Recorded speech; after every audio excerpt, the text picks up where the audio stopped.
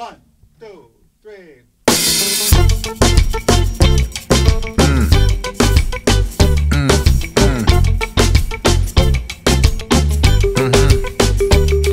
I don't need a passport to walk on this earth. Anywhere I go, 'cause I was made of this earth. I'm born of this earth. I breathe of this earth. And even with the Greetings. Welcome to Earth Mum Radio, and I am your host, Earth Mum, a.k.a. Helena Faith. On today's show, we have singer-songwriter Bill Fuller.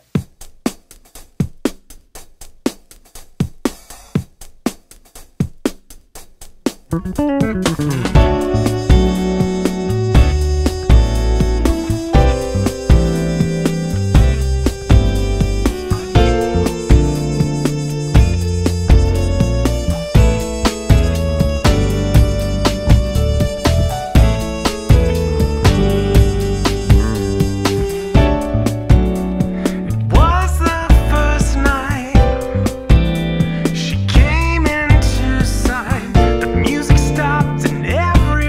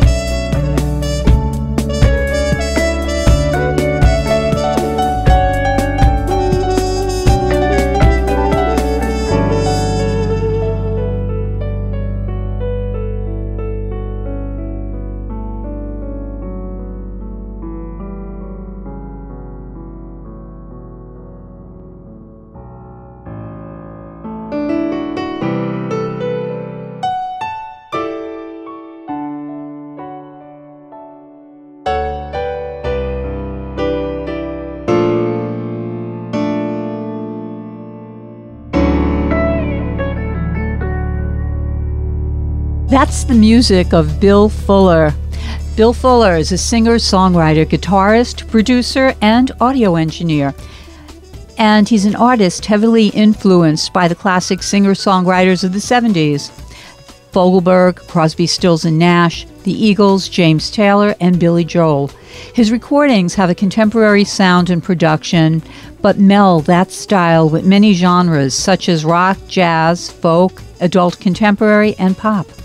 His lyrics are often based on personal experiences, thoughtful ideas, and stories of politics, self-reflection, innocence, philosophy, heartbreak, lust, attraction, love, and marriage. Welcome, Bill Fuller. Thank you. Good nice to be here. Same here. It's so nice to have somebody live in person. Absolutely. Yeah, this is good. And we're just going to keep this song, which name is? Something from a Dream. Something from a Dream, keep playing. And this is from your newest album? Yes, yes, released at the end of last year. Yes. Oh, cool. Actually, 2017. It's 2019, I forgot. Yeah, time does fly, doesn't it? So I've been listening to your stuff, and I really like it. And yeah, all your influences come about, but the thing that is a lot of fun is that you do switch around, you move around between different genres, and that's the good part. Yeah, absolutely. I love playing around with different styles of music. You know, this song we're listening to now, it's very jazz influenced, although it didn't start out that way. When I first wrote it, it was very simple, just 3 chords, one of the earliest songs I wrote, but then I reharmonized it much later on, took a second look at it, and put in all these jazz chords, so it sort of took on a different life. Yeah, and I'm loving this life. I mean, the jazz sound is really, really beautiful. It just moves and grooves. I like it. Wow. And I it's funny. Okay, full disclosure, I was a classmate with your wife, and she told me about your song, Gotta Vote. And that was cool. You got inspired by Bernie and put out a pretty cool song about voting. Yeah, absolutely. I was really excited 2 years ago when the idea that there was an actual chance that Bernie could become president. It was really close between him and Hillary, and that was so exciting for me because I'm very progressive in my political views, and I've always felt like I've never been able to vote for a president that would really represent how I feel. And not that Bernie is 100% aligned with me, but he's very close. And so the idea that I could actually vote for a president that's going to represent what I think was so exciting. It totally inspired me. And I thought, all right, well, I have to do something. You know, a lot of people go knock on doors, they make phone calls. And I thought, is there something else I could do that might make an even bigger impact than the traditional things you might do? Yeah. So I thought, well, maybe I can write a song that might inspire people to just go vote. Because the idea being, and especially I tried to make a song that's a little different in terms of style that I normally do, something that maybe younger people would appreciate more. And so the idea was, if there's more young people that are more aligned with Bernie's views, so if I can inspire more young people to show up and just vote, regardless of what they actually really think, if just more of them show up, that might help sway it towards Bernie. So that was the idea. That was a good idea. Let's listen to that. I did play it when it came out because cool. I felt the same way about Bernie. It was like, wow, I don't have to hold my nose and vote. There's somebody here that I really respect. I mean, I even go back to like Gore and Nader, and I was like, oh, which to vote for? But then, oh, gosh, you know, it was just so weird. But that whole election was crazy. Yeah, totally. To begin with, that's something I'll never forget. As a matter of fact, because were you up all night with that waiting? Yes. It was like agonizing. Yes. All right, let's play You Gotta Vote.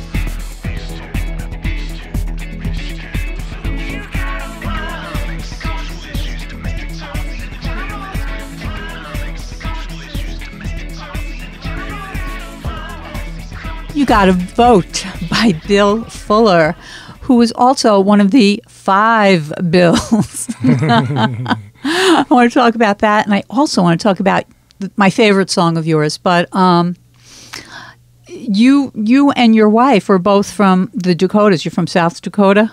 Oh, she's not. She grew up. She grew up around here, but I'm from South Dakota. Oh, yes. Okay. And you guys live in the village, and you wrote this really totally cool song about your neighborhood. Oh yeah, it's well, I live on 12th Street, and it's called Down on 12th Street, and it talks about a lot of the things I see going on my street, and a lot of the iconic stores that have been there forever, like Venero's, for example. Yeah, and Strand, and let's hope they stay there. I mean, the way the city keeps changing, it's scary. Cost of real estate just seems to drive so many people out of there. It's really sad. Yeah, I don't even know if only the cost of real estate, but there's a store that I always frequented for decades called the Integral Yoga Health Food Store, and that's on 13th on the west side. And that recently closed, and it's heartbreaking when somebody's been there that long. Yeah. But I got to play Down on 12th Street. Yeah, hang on, let's get that.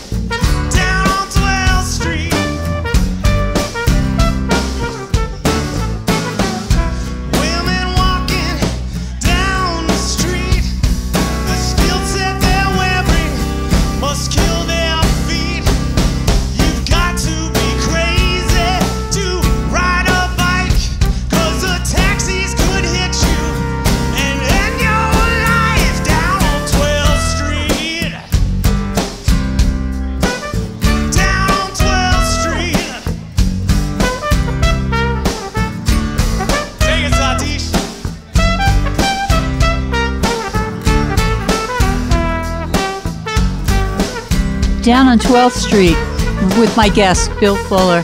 Bill, where do you find all the musicians? Who are you working with?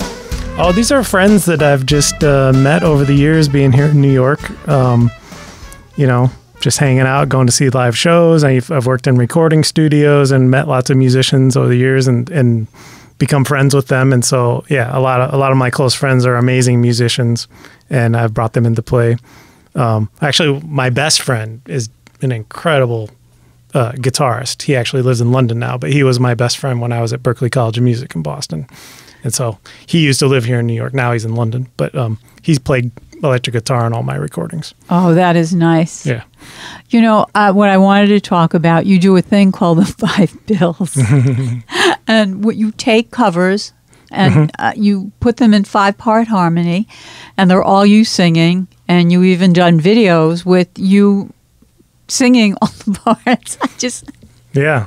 That is a hoot. What inspired you to do that? Yeah, well, I think the original idea came from, I wanted to have a new sort of online presence to help promote this new album that I've finished recently.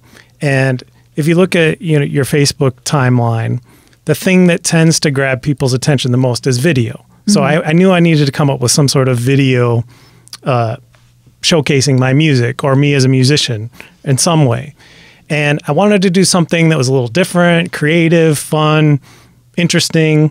And I had a green screen set up that I'd recorded things on green screen before. So I knew I had the technology and I had the gear. So I thought, oh, wouldn't it be interesting if I tried to sing along with myself, but then film myself on green screen and then cut it in over the top. So it's like I'm harmonizing with myself. That could be really interesting. Let me just try it and see if it'll work. And so the first time I did it, it ended up working. I put it on Facebook and it had a lot of positive response. So, I'm going to keep doing this. And so I've gotten more and more involved. And eventually I hope when I have enough free time, I'm going to start doing a bunch of my own songs too. But I just started out doing little sections of cover songs of stuff that people already know is like vocal harmony. And so, yeah. Why don't you introduce this next one? And I think the one that I had picked was Shed a Little Light. Oh, okay. So that's a James Taylor song about Martin Luther King. So it's very appropriate because Martin Luther King just passed. Yeah. And it's just the intro to his song, but it's beautiful. I love it. I love it. And I actually added a little bit extra harmony that he doesn't even do in my vocal arrangement. Well, it's funny. I mean, vocalizing with yourself like that, there's no worry about voices not blending, right? Right. No, that's true. Yeah, for sure. Okay, here's Shed a Little Light by the 5bills. Not one, but 5. Good thing that you didn't bring all of them with you here because we'd never fit them in the studio. For sure. Yeah, for sure.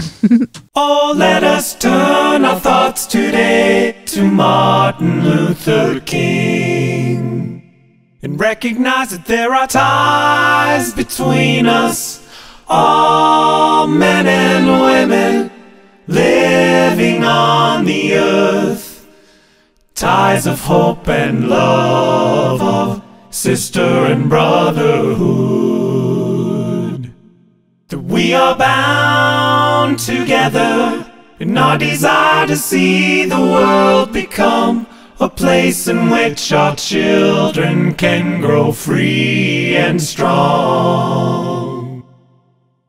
We are bound together by the task that stands before us and the road that lies ahead. We are bound, we are bound. So how did you learn how to do harmony like that? It's lots of years of singing. I mean, I think one of the earliest things I ever did in life was sing.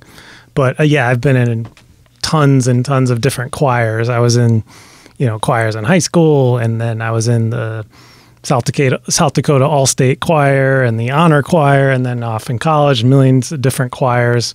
And then I have tons of experience being in the studio, singing background vocals on top of my own songs and layering things in. So it's lots of experience, but I think the primary thing that really taught me how to sing harmonies was being in all the choirs. Yeah. Really? Do you think, I sing, but I have really no ear for harmony, none. It's scary. And is it something, do you think people are born with or more gifted with?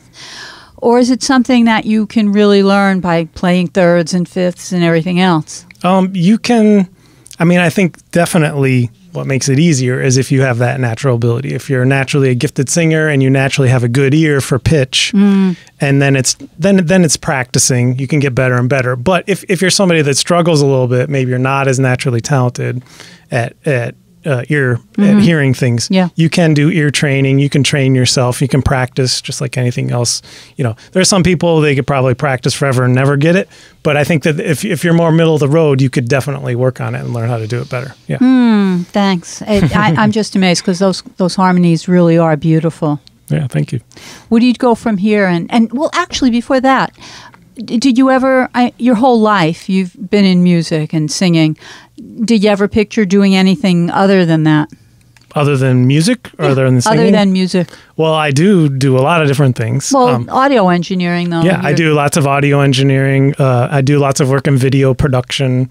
I also work as a Macintosh IT tech support specialist. So I have a lot of technological background in things, too. I studied electrical engineering before I transferred to study music production and engineering at Berkeley. So I've always been good at math and science. So there's like a tech part of my brain and a music part of my brain. That's really cool, though, and they work together quite well and to your benefit. And there are some people that are like that. I'm definitely one of those people. Like when I was at Iowa State, a lot of people were there studying engineering, but they had amazing choirs there, amazing singers, people that were, very math-brained people. But there's a connection between some people, between music and that math part of the brain. Yeah. I think there's that connection between everyone. When people say there isn't, I mean, some people maybe do it better, people like yourself, but all of us, because that synchronicity in our brains got to keep going. And when people, if you like English, you can't like math, or I can't do it. No, you can.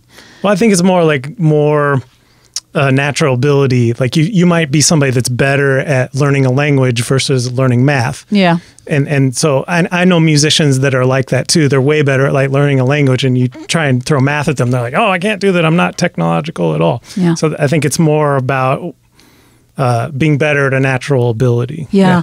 In some respects, though, isn't music kind of mathematical when you get down to notes and looking at keys and everything like that? It's the music theory, I mean, is very cut and dry. I mean, Absolutely. It's very basic and very straightforward. Yeah, when you get down into it. Yeah. But if you start exploring the emotional side, that's a whole other story. Then it's more like language. Yeah. Yeah. I guess too, that's with, the way some people interpret songs. Some of it really goes through the emotions, and some of it you're just hitting notes, and sometimes you hit all the right notes and they're just perfect. But when it's not married and melded with the emotions, there's a difference. Yeah, absolutely. And in interpretation. Yeah. I mean, you can have a perfect technical recording that might sound kind of boring if it doesn't speak to you. Even if it doesn't even have words. If it doesn't make you feel something, it might be kind of boring. Yeah. If it's just 100% computer designed, Yeah, it is different, right? Yeah. I mean, talking about digital, digital as compared to vinyl, or digital compared to having people that are actually playing instruments on the piece, it is way different. Oh, yeah, absolutely. Yeah. And it's funny. So, we should... Well, 5bills. Oh, tell us, where can people find out more about you, and what is the YouTube site where people can see all 5 of you singing? Well, the easiest way to find everything would just be my website, which is fullerfun.com, FULLERFUN.com. And there's a link on there that says video. If you click that, it'll take you to my YouTube channel. But if you just want to go to YouTube, type in the 5bills, all one word, THE, the number 5, BILLS, and you'll find them. So why don't we play out with the title of your album, Let It Breathe, Let It Breathe. And you've got a little story with that song, don't you? Oh, for sure. Yeah. I mean, it's a song about 9/11, and it's kind of a metaphor. I really love sailing. I've been sailing ever since I was a little kid, and the metaphor in the song is basically all of humanity, or everybody in New York, everybody in the U.S. is on this ship sailing, and we think that the world or that the weather is going to go a certain way. And when 9/11 happened, the way everybody thought about the world and everything changed so dramatically. So the metaphor of sailing is in the song. So you might not even know it's about 9/11 unless I tell you that up front. But yeah, that's what it's about. Yeah. Let's listen. Thank you.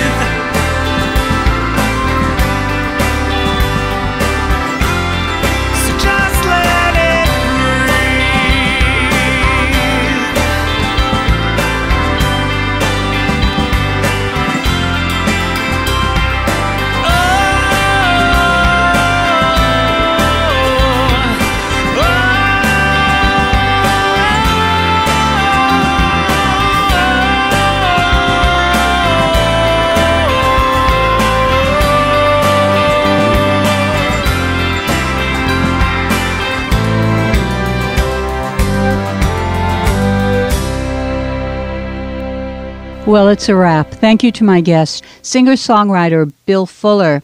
All of you, be well. Thank you so much for listening. If you want to get hold of me, it's earthmum@wbai.org. Website is earthmum.com. And later.